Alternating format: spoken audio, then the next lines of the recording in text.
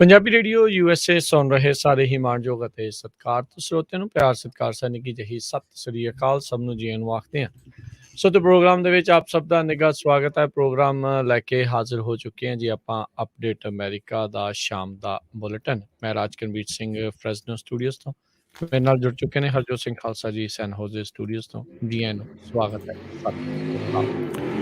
ਸਤਿ ਸ਼੍ਰੀ ਅਕਾਲ ਜੀ, ਧੰਨਵਾਦ ਜੀ ਆਇਆਂ ਨੂੰ। ਪੰਜਾਬੀ ਰੇਡੀਓ USA ਦੇ ਜਿੰਨੇ ਵੀ ਸਰੋਤੇ ਸਾਡੇ ਸਾਰੇ ਹੀ AM ਸਟੇਸ਼ਨ FM ਸਟੇਸ਼ਨ ਘਰਾਂ ਦੇ ਵਿੱਚ ਰੇਡੀਓ ਸੈਟਸ ਦੇ ਰਾਹੀਂ, ਟੈਲੀਫੋਨ ਦੇ ਰਾਹੀਂ, ਫੇਸਬੁੱਕ YouTube ਤੇ ਲਾਈਵ ਦੇਖ ਰਹੇ ਹੋ, ਸੁਣ ਰਹੇ ਹੋ, ਸਾਰਿਆਂ ਨੂੰ ਜੀ ਆਇਆਂ ਨੂੰ ਤੇ ਬਹੁਤ ਹੀ ਪਿਆਰ ਤੇ ਸਤਿਕਾਰ ਭਰੀ ਸਤਿ ਸ਼੍ਰੀ ਅਕਾਲ ਸਰੋਤਿਓ। ਅੱਜ ਨਵੰਬਰ ਦੀ 11 ਤਰੀਕ ਆ, ਦਿਨ ਵੀਰਵਾਰ ਆ ਤੇ ਕੱਤਕ ਦੀ 28 ਆ ਤੇ ਤੁਹਾਡੇ ਲਈ ਸ਼ਾਮ ਦਾ ਅਪਡੇਟ ਅਮਰੀਕਾ ਪ੍ਰੋਗਰਾਮ ਲੈ ਕੇ ਹਾਜ਼ਰ ਹੋਏ ਆ। ਪ੍ਰੋਗਰਾਮ ਸ਼ੁਰੂ ਕਰਨ ਤੋਂ ਪਹਿਲਾਂ ਸਾਡੇ ਅੱਜ ਦੇ ਸਪਾਂਸਰਸ ਉਹਨਾਂ ਦਾ ਧੰਨਵਾਦ। ਖਾਲਸਾ ਇੰਸ਼ੋਰੈਂਸ ਏਜੰਸੀ, ਜਿਨ੍ਹਾਂ ਦੇ ਕੋਲੋਂ ਤੁਸੀਂ ਹਰ ਇੱਕ ਤਰੀਕੇ ਦੀ ਇੰਸ਼ੋਰੈਂਸ ਕਰਵਾ ਸਕਦੇ ਹੋ। ਇੰਸ਼ੋਰੈਂਸ ਬਾਰੇ ਪਤਾ ਕਰਨ ਲਈ ਕਾਲ ਕਰ ਸਕਦੇ ਹੋ number 408 272 2500 4082722500। Amarjit Singh Fresno, Gurbachan Singh Nagra Sacramento, Avtar Singh Manzil, Gurpal Singh Sohal Clovis, Zander mortgage ਅਤੇ real estate, home loans, commercial loans, agriculture loans ਦੇ ਲਈ call Mohan Cheema 5599052575। Tekiana immigration law firm, immigration ਦਾ ਹੋਵੇ ਕਿਸੇ ਵੀ ਤਰੀਕੇ ਦਾ ਕੰਮ, call attorney J Tekiana 4159090503। Pritpal Singh Atwal L group, ਕੋਲੀਆ truck driving school Fresno, highway 99 180 ਦੇ ਕਾਰਨਰ ਤੇ 53 ਫੁੱਟੇ ਟ੍ਰੇਲਰ ਤੇ ਟਰੱਕ ਚਲਾਉਣ ਦੀ ਸਿਖਲਾਈ ਦਿੰਦੇ ਹਨ। ਕਾਲ 5592663737। ਟਰੀਅਸ ਟਰੱਕਿੰਗ ਫਰੈਜ਼ਨੋ ਸੋਲੋ ਤੇ ਟੀਮ ਟਰੱਕ ਡਰਾਈਵਰਸ ਹਾਇਰ ਕਰਦੇ ਹਨ। ਸੋਲੋ ਨੂੰ 60 ਸੈਂਟ ਅਤੇ ਟੀਮ ਡਰਾਈਵਰ ਨੂੰ 70 ਸੈਂਟ ਪਰ ਮਾਈਲ ਮਿਲਣਗੇ। ਕਾਲ 5598344000 ਤੇ ਕੁਲਤਾਰ ਸਿੰਘ ਵੀਸਲਾ ਫਰੈਜ਼ਨੋ। ਇਹਨਾਂ ਸਾਰਿਆਂ ਦਾ ਧੰਨਵਾਦ। ਜੇਕਰ ਤੁਸੀਂ ਜਾਂ ਕੋਈ ਹੋਰ ਕਾਰੋਬਾਰ ਇਸ ਪ੍ਰੋਗਰਾਮ ਨੂੰ ਸਪਾਂਸਰ ਕਰਨਾ ਚਾਹੁੰਦੇ ਹੋ, ਸੰਪਰਕ ਕਰ ਸਕਦੇ ਹੋ ਨੰਬਰ 408 722 7698 ਦੇ ਉੱਤੇ।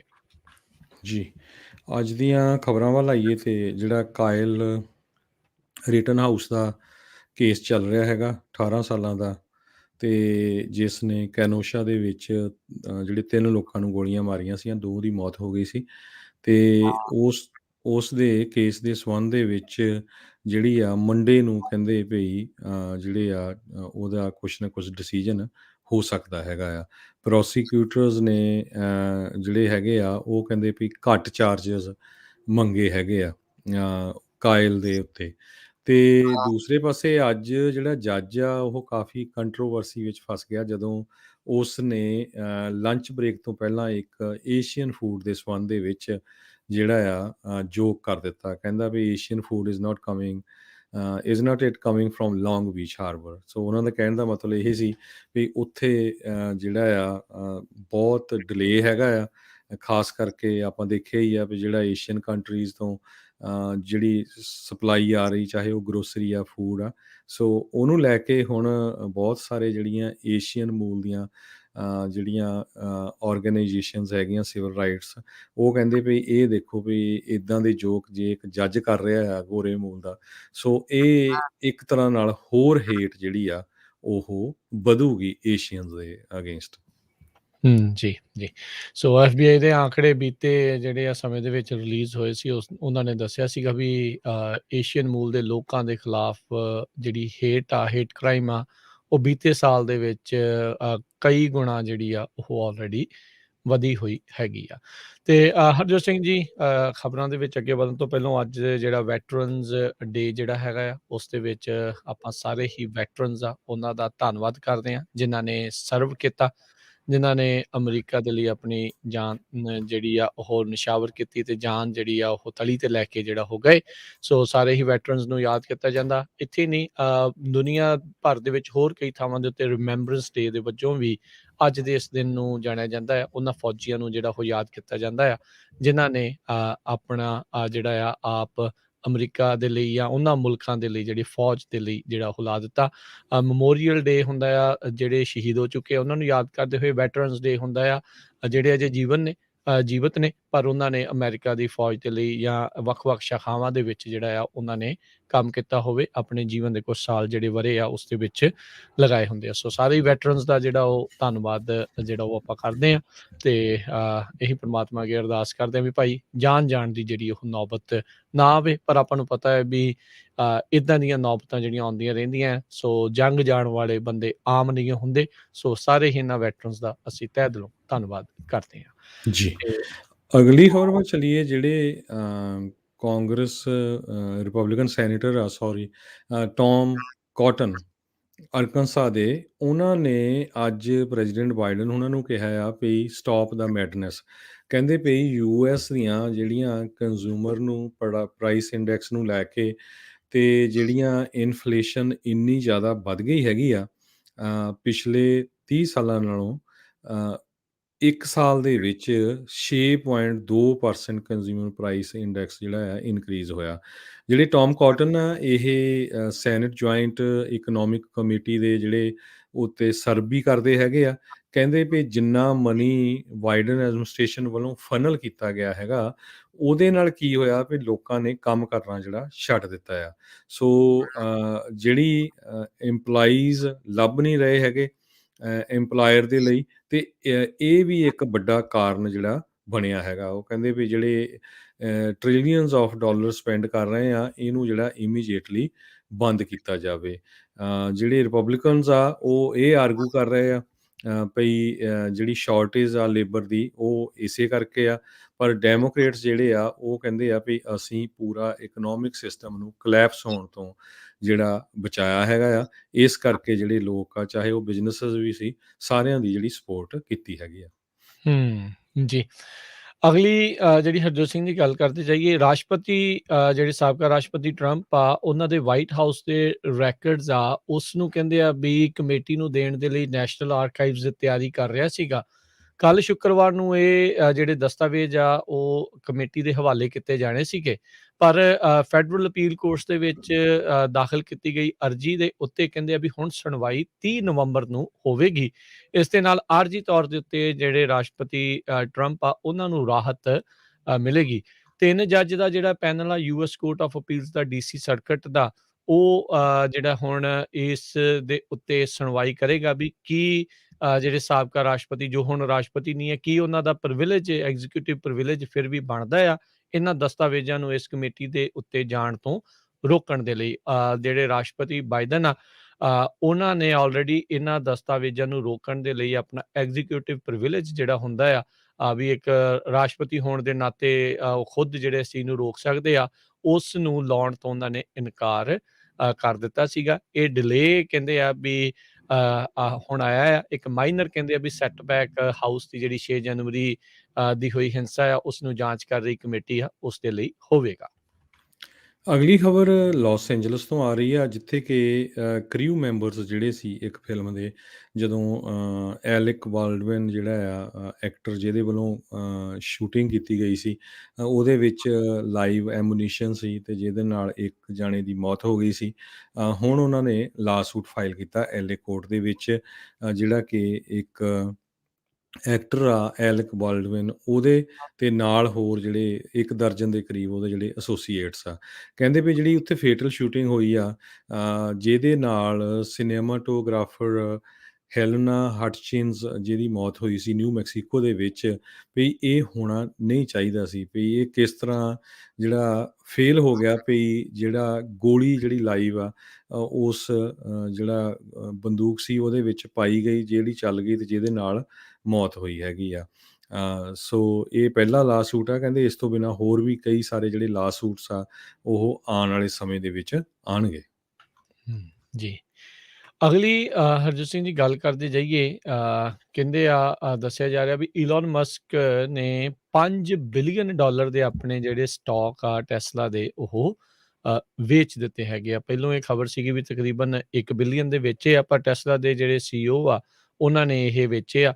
ਇਹ ਜਿਹੜੀਆਂ ਫਾਈਨੈਂਸ਼ੀਅਲ ਫਾਈਲਿੰਗਸ ਉਹਨਾਂ ਨੇ ਬੁੱਧਵਾਰ ਨੂੰ ਕੀਤੀਆਂ ਸੀ, ਉਸ ਦੇ ਵਿੱਚ ਪਤਾ ਲੱਗਾ ਆ। ਅਜੇ ਵੀ ਉਸ ਦੇ ਕੋਲ 166 ਮਿਲੀਅਨ ਟੈਸਲਾ ਦੇ ਸ਼ੇਅਰ ਮੌਜੂਦ ਹੈਗੇ ਨੇ।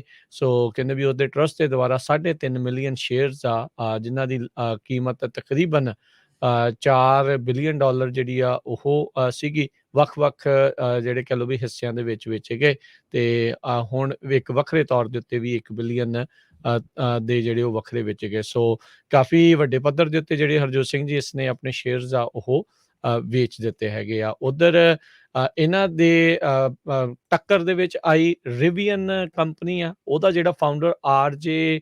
ਸਕਾਰਿੰਜ ਆ, ਉਹ ਕਹਿੰਦੇ ਵੀ 2 ਦਿਨਾਂ ਦੇ ਵਿੱਚ 2 ਬਿਲੀਅਨ ਡਾਲਰ ਦਾ ਮਾਲਕ ਬਣ ਗਿਆ।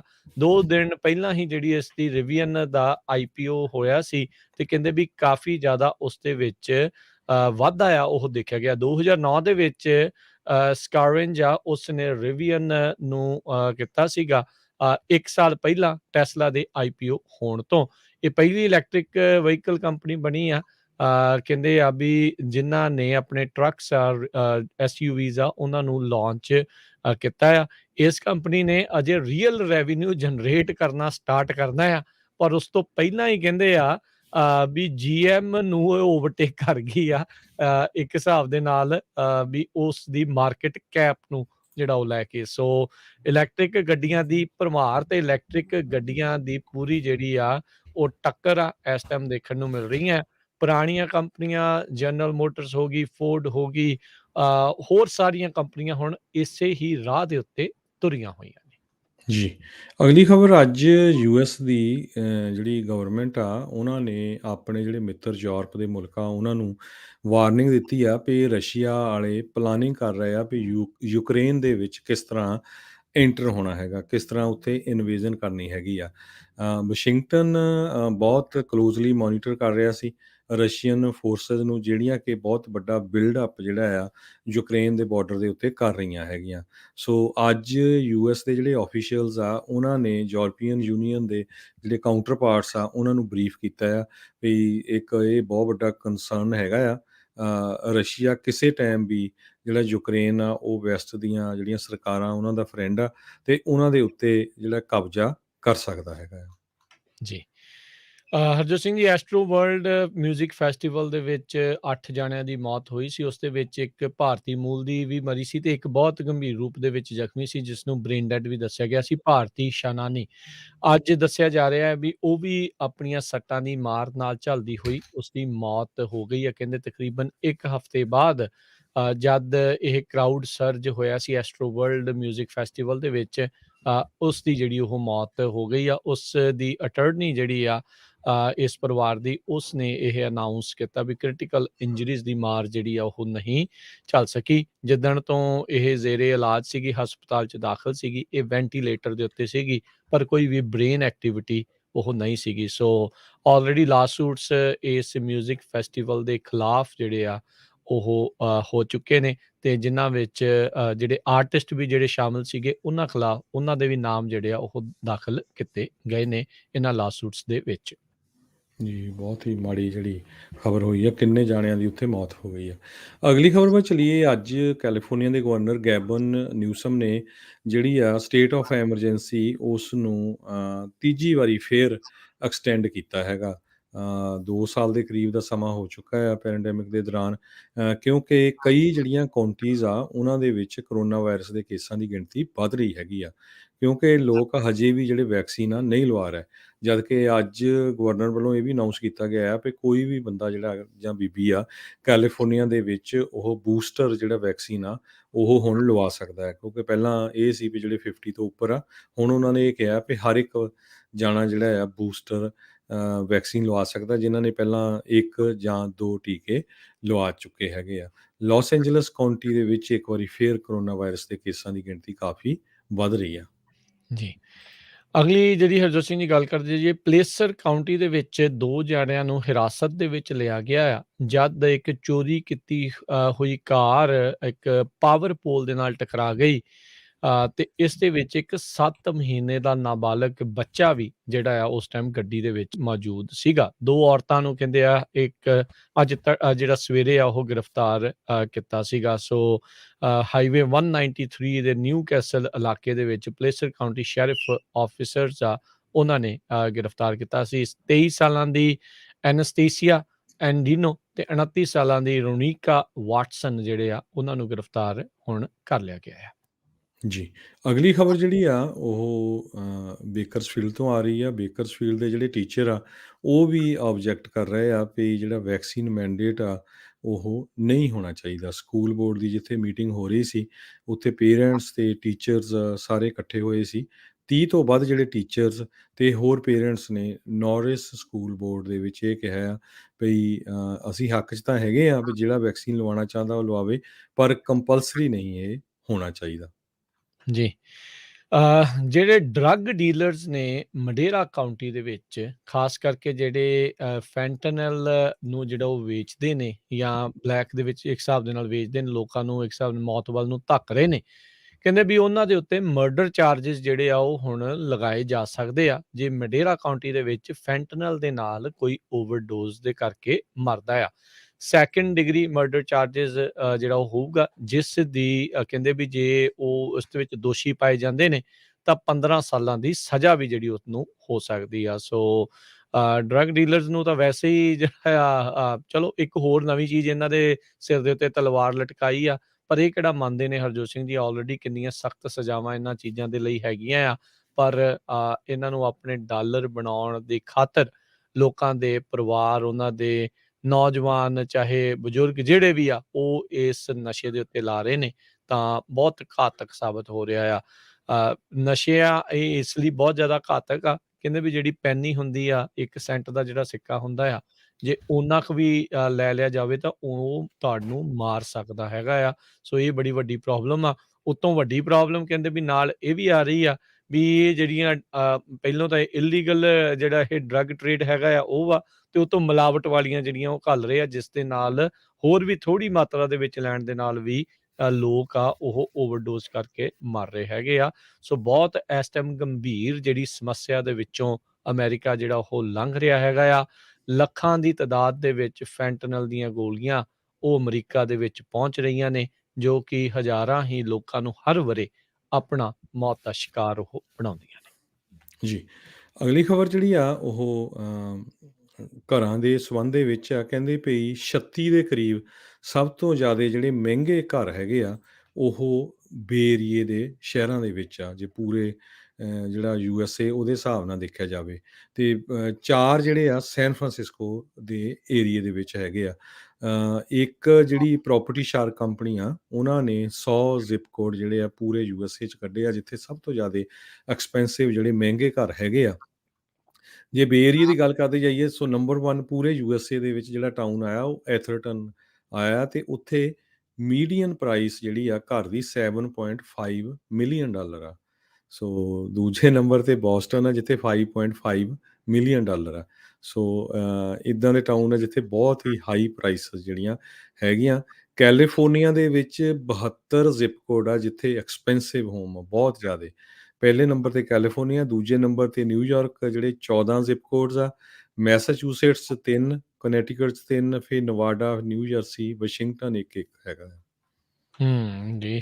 ਸੋ ਬਹੁਤ ਸਾਰੇ ਥਾਵਾਂ ਦੇ ਉੱਤੇ ਕਾਫੀ ਜਿਹੜੇ ਹਰਜੋਤ ਸਿੰਘ ਜੀ ਮਾੜੇ ਹਾਲਾਤ ਜਿਹੜੇ ਬਣੇ ਨੇ, ਮਾੜੇ ਅਸੀਂ ਉਹਨੂੰ ਕਹਿ ਰਹੇ ਹਾਂ ਵੀ ਮਹਿੰਗਾਈ ਜਿਹੜਾ ਕੰਮ ਆ, ਸੌਦਾ ਜਿਹੜਾ ਆ ਉਹ ਬਣਦਾ ਜਾ ਰਿਹਾ, ਲੋਕਾਂ ਦੀ ਪਹੁੰਚ ਤੋਂ ਇਹ ਬਾਹਰ ਕੰਮ ਹੋਈ ਜਾਂਦਾ ਆ। ਟੈਸਲਾ ਕੰਪਨੀ ਦਾ ਹੀ ਮਾਲਕ ਤੇ ਉਹਦੀ ਹੀ ਇੱਕ ਹੋਰ ਜਿਹੜੀ ਕੰਪਨੀ ਸਪੇਸ ਐਕਸ, ਜਿਹੜੀ ਅੰਤਰਿਕਸ਼ ਦੇ ਵਿੱਚ ਜਿਹੜੀ ਰਾਕਟਸ ਦੇ ਜ਼ਰੀਏ ਜਿਹੜੇ ਐਸਟਰੋਨੌਟਸ ਆ ਉਹਨਾਂ ਨੂੰ ਘੱਲਦੀ ਆ। ਸਪੇਸ ਐਕਸ ਦਾ ਜਿਹੜਾ ਇੱਕ ਕੱਲ੍ਹ ਮਿਸ਼ਨ ਜਿਹੜਾ ਉਹ ਕਾਮਯਾਬ ਰਿਹਾ। 4 ਐਸਟਰੋਨੌਟਸ ਇੰਟਰਨੈਸ਼ਨਲ ਸਪੇਸ ਸਟੇਸ਼ਨ ਆ, ਉਸ ਦੇ ਵਿੱਚ ਡੌਕ ਕਰਕੇ ਜਿਹੜਾ ਉੱਥੇ ਪਹੁੰਚੇ ਆ। ਜਿਹੜਾ ਕ੍ਰਿਊ ਡਰੈਗ ਸਪੇਸ ਕਰਾਫਟ ਆ, ਉਹ ਇਸ ਦੇ ਵਿੱਚ ਵਰਤਿਆ ਗਿਆ, ਤੇ 6:30 ਵਜੇ ਸਪੇਸ ਸਟੇਸ਼ਨ ਦੇ ਉੱਤੇ ਕਹਿੰਦੇ ਆ ਵੀ ਨਾਸਾ ਦੇ ਮੁਤਾਬਕ ਉਹ ਪਹੁੰਚ ਗਿਆ ਸੀਗਾ। ਥੋੜ੍ਹੇ ਦਿਨ ਪਹਿਲਾਂ ਹੀ ਜਿਹੜੇ ਕੁਛ ਐਸਟਰੋਨੌਟਸ ਆ, ਇਹਨਾਂ ਦੇ ਰਾਕਟ ਦੇ ਜ਼ਰੀਏ ਮੁੜ ਵਾਪਸ ਜਿਹੜਾ ਆ ਉਹ ਆਏ ਸੀਗੇ। ਸੋ ਕਹਿੰਦੇ ਵੀ ਲਗਾਤਾਰ ਪਿਛਲੀਆਂ ਜਿਹੜੀਆਂ ਫਲਾਈਟਸ ਇਹਨਾਂ ਦੀਆਂ ਕਾਮਯਾਬ ਜਿਹੜੀਆਂ ਉਹ ਰਹੀਆਂ ਨੇ। ਹੁਣ ਤੱਕ 600 ਲੋਕ ਪੂਰੀ ਦੁਨੀਆ ਦੇ ਇਤਿਹਾਸ ਦੇ ਵਿੱਚ ਸਪੇਸ ਦੇ ਵਿੱਚ ਲਾਂਚ ਕੀਤੇ ਜਾ ਚੁੱਕੇ ਨੇ। ਜੀ।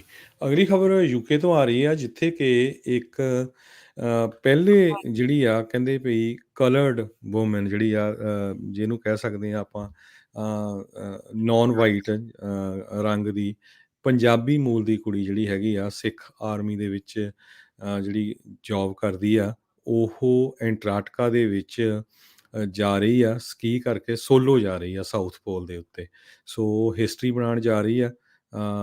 ਪਹਿਲਾਂ ਉਹ ਚਿਲੀ ਨੂੰ ਫਲਾਈ ਕਰਕੇ ਗਈ, ਉਹ ਤੋਂ ਬਾਅਦ ਫਿਰ ਉਹ ਐਂਟਾਰਕਟਿਕਾ ਦੇ ਵਿੱਚ ਜਾਊਗੀ। ਸੋ 700 ਮੀਲ ਉਹ ਆਈਸ ਦੇ ਉੱਤੇ ਜਿਹੜੀ ਆ ਸਕੀ ਕਰਕੇ ਜਾਊਗੀ। ਜੀ। ਤੇ ਹਰਜੋਤ ਸਿੰਘ ਜੀ, ਸਮਾਂ ਵੀ ਆਪਣੇ ਅੱਜ ਦੇ ਪ੍ਰੋਗਰਾਮ ਦਾ ਸਮਾਪਤੀ ਦੇ ਵੱਲ ਨੂੰ ਹੈਗਾ ਆ, ਪਰ ਨਾਲ ਹੀ ਦੱਸਦੇ ਜਾਈਏ, ਲਾਸ ਐਂਜਲਸ ਪੁਲਿਸ ਡਿਪਾਰਟਮੈਂਟ ਦੇ ਜਿਹੜੇ ਚੀਫ ਆ, ਉਹ ਕਹਿੰਦੇ ਵੀ ਉਹ ਤਿਆਰੀ ਖਿੱਚ ਰਹੇ ਨੇ ਉਹਨਾਂ ਸਾਰੇ ਮੁਲਾਜ਼ਮਾਂ ਨੂੰ, ਅਧਿਕਾਰੀਆਂ ਨੂੰ ਫਾਇਰ ਕਰਨ ਦੇ ਲਈ ਜਿਹੜੇ ਵੈਕਸੀਨ ਮੈਂਡੇਟ ਆ ਉਸ ਦੀ ਉਲੰਘਣਾ ਜਿਹੜੀ ਉਹ ਕਰਨਗੇ। Los Angeles police chief Michael Moore, ਉਹਨਾਂ ਨੇ ਜਿਹੜਾ ਕਹਿੰਦੇ ਵੀ ਉਹ ਕਹਿ ਦਿੱਤਾ ਆ 12,000 ਮੁਲਾਜ਼ਮਾਂ ਦਾ ਇਹ ਜਿਹੜਾ ਵਿਭਾਗ ਹੈਗਾ ਆ, ਉਸ ਦੇ ਵਿੱਚ ਜਿਨ੍ਹਾਂ ਨੇ ਵੀ ਇਨਕਾਰ ਕੀਤਾ ਕੋਵਿਡ-19 ਦੀ ਵੈਕਸੀਨ ਲਗਵਾਉਣ ਤੋਂ ਜਾਂ 2 ਵਾਰੀ ਵੀਕ ਦੇ ਵਿੱਚ ਟੈਸਟ ਹੋਣ ਨੂੰ ਲੈ ਕੇ, ਜੇ ਉਹ ਨਾ ਕਰਦੇ ਆ ਤਾਂ ਹੁਣ ਉਹਨਾਂ ਨੂੰ ਬਾਹਰ ਦਾ ਰਸਤਾ ਜਿਹੜਾ ਆ ਉਹ ਦਿਖਾਇਆ ਜਾ ਸਕਦਾ ਆ। ਆਲਰੇਡੀ ਬਹੁਤ ਸਾਰੇ ਲਾਸੂਟ ਹੋਏ ਨੇ, ਪਰ ਹੁਣ ਤੱਕ ਵੈਕਸੀਨ ਮੈਂਡੇਟਸ ਦੇ ਹੱਕ ਦੇ ਵਿੱਚ ਹੀ ਨਤੀਜੇ ਜਿਹੜੇ ਆ ਉਹ ਆਏ ਨੇ। ਕੱਲ੍ਹ ਇੱਕ ਹੋਰ ਜਿਹੜਾ ਮਾਸਕ ਮੈਂਡੇਟਸ ਨੂੰ ਲੈ ਕੇ ਟੈਕਸਸ ਦਾ ਇੱਕ ਜਿਹੜਾ ਉਹਨਾਂ ਨੇ ਲਾਅ ਬਣਾਇਆ ਸੀ, ਉਸ ਨੂੰ ਵੀ ਗੈਰ ਕਾਨੂੰਨੀ, ਜਿਹੜਾ ਗੈਰ ਸੰਵਿਧਾਨਿਕ ਜਿਹੜਾ ਉਹ ਕਰਾਰ ਦੇ ਦਿੱਤਾ ਗਿਆ ਸੀ ਇੱਕ ਅਦਾਲਤ ਦੇ ਦੁਆਰਾ। ਹੁਣ ਜਿਹੜੀਆਂ ਸਕੂਲ ਡਿਸਟ੍ਰਿਕਟਸ ਆ, ਉਹਨਾਂ ਨੂੰ ਇਹ ਮੌਕਾ ਹੋਊਗਾ, ਉਹਨਾਂ ਦੀ ਮਰਜ਼ੀ ਹੋਊਗੀ ਮਾਸਕ ਮੈਂਡੇਟਸ ਨੂੰ ਲੈ ਕੇ ਜਿਹੜਾ ਉਹ ਕੀ ਰੂਲ ਬਣਾਉਣਾ ਚਾਹੁੰਦੇ ਨੇ। ਜੀ। ਤੇ ਸੋ ਹੁਣ ਸਟਾਕ ਮਾਰਕੀਟ ਦੀ ਗੱਲ ਕਰਦੇ ਜਾਈਏ। ਜੀ, ਸੋ ਸਟਾਕ ਮਾਰਕੀਟ ਦੇ ਵਿੱਚ ਜੇ ਨਜ਼ਰ ਮਾਰਦੇ ਜਾਈਏ, ਤਾਂ ਅੱਜ ਇੱਕ ਵਾਰੀ ਫਿਰ ਡਾਓ ਜੋਨਸ ਦੇ ਵਿੱਚ ਗਿਰਾਵਟ ਦਾ ਦਿਨ ਜਿਹੜਾ ਰਿਹਾ, 35,921 ਦੇ ਉੱਤੇ ਇਹ ਬੰਦ ਹੋਇਆ 159 ਪੁਆਇੰਟਾਂ ਦੀ ਗਿਰਾਵਟ ਤੋਂ ਬਾਅਦ। S&P 2 ਪੁਆਇੰਟ ਵਧਿਆ 4649 ਦੇ ਉੱਤੇ ਬੰਦ ਹੋਇਆ। ਨੈਸਡੈਕ ਦੇ ਵਿੱਚ 81 ਪੁਆਇੰਟ ਵਧੇ 15,704 ਦੇ ਉੱਤੇ ਬੰਦ ਹੋਇਆ। ਸੋਨੇ ਦਾ ਭਾਅ $1,861 ਪ੍ਰਤੀ ਆਉਂਸ ਰਿਹਾ। 10 ਈਅਰ ਯੀਲਡ 1.57% ਦੇ ਉੱਤੇ ਰਹੀ ਤੇ ਬਿਟਕੋਇਨ ਦੀ ਕੀਮਤ 65,126 ਤੇ ਰਹੀ। $1 ਦੀ ਕੀਮਤ ਕੈਨੇਡਾ ਦੇ $1 ਤੇ 25 ਸੈਂਟ ਦੇ ਬਰਾਬਰ ਰਹੀ ਆ। $1 ਦੀ ਕੀਮਤ ਇੰਡੀਆ ਦੇ 74 ਰੁਪਏ ਤੇ 37 ਪੈਸੇ ਦੇ ਬਰਾਬਰ ਰਹੀ ਆ। ਇੱਕ ਵਾਰੀ ਫੇਰ ਸਰੋਤਿਆਂ ਨੂੰ ਬੇਨਤੀ ਕਰਦੇ ਜਾਈਏ, ਜੁੱਬਾ ਸਿਟੀ ਨਗਰ ਕੀਰਤਨ ਦੀ ਲਗਭਗ ਹਰ ਇੱਕ ਈਵੈਂਟ ਜਿਹੜੀ ਆ ਉਹ ਪੰਜਾਬੀ ਰੇਡੀਓ USA ਨੇ ਕਵਰ ਕੀਤੀ ਆ। ਉਹ 5.5 ਘੰਟੇ ਦੀ ਜਿਹੜੀ YouTube ਬਣਾਈ ਆ, ਪੰਜਾਬੀ ਰੇਡੀਓ USA ਦਾ ਜਿਹੜਾ YouTube ਚੈਨਲ ਆ, ਉੱਥੇ ਤੁਸੀਂ ਜਾ ਕੇ ਉਹ ਦੇਖ ਸਕਦੇ ਹੋ। ਜਿਹੜੇ ਤੁਹਾਡੇ ਦੋਸਤ ਮਿੱਤਰ ਰਿਸ਼ਤੇਦਾਰ ਪੂਰੇ ਦੁਨੀਆ 'ਚ ਰਹਿੰਦੇ ਆ, ਉਹ ਵੀ ਜਿਹੜੇ ਆ ਅਮਰੀਕਾ ਦੇ ਇਸ ਨਗਰ ਕੀਰਤਨ ਦੇ ਦਰਸ਼ਨ ਕਰਨਾ ਚਾਹੁੰਦੇ ਆ, ਜਾਂ ਤੁਸੀਂ ਖੁਦ ਗਏ ਸੀ ਮੁੜ ਕੇ ਬਾਅਦ 'ਚ ਕਰਨਾ ਚਾਹੁੰਦੇ, ਤੇ ਤੁਸੀਂ ਜਾ ਕੇ ਦੇਖ ਸਕਦੇ ਹੋ। ਤੇ ਅੱਜ ਜਿਹੜਾ ਬੁਝਾਰਤਾਂ ਵਾਲਾ ਪ੍ਰੋਗਰਾਮ ਹੁੰਦਾ ਆ 9 ਵਜੇ, ਉਸ ਦੇ ਵਿੱਚ ਵੀ ਜ਼ਰੂਰ ਹਿੱਸਾ ਲਿਓ। ਜੀ, ਹੁਣ ਇਜਾਜ਼ਤ ਲੈਂਦੇ ਹਾਂ ਮੇਰੇ ਰਾਜਕੁਮਾਰ ਸਿੰਘ ਵੱਲੋਂ ਤੇ ਹਰਜੋਤ ਸਿੰਘ ਵੱਲੋਂ ਤੁਹਾਨੂੰ ਸਭਨਾਂ ਨੂੰ ਪਿਆਰ ਸਤਿਕਾਰ ਸਨ ਕੀ ਜਹੀ ਸਤਿ ਸ੍ਰੀ ਸਤਿ ਸ੍ਰੀ ਅਕਾਲ। ਅਕਾਲ।